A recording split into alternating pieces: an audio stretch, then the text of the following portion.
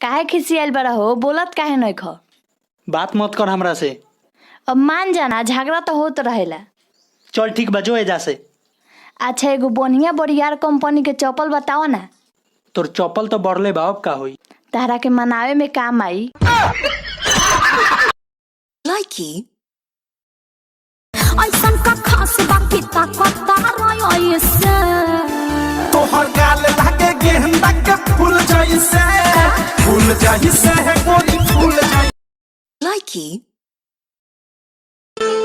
होठवा तोहार जैसे भोर के किरनिया, अखिया में प्यार के समय। Likey. दूध दही हाड़ी में, दूध दही हाड़ी में। आहै डंटवा तोहरे। Likey.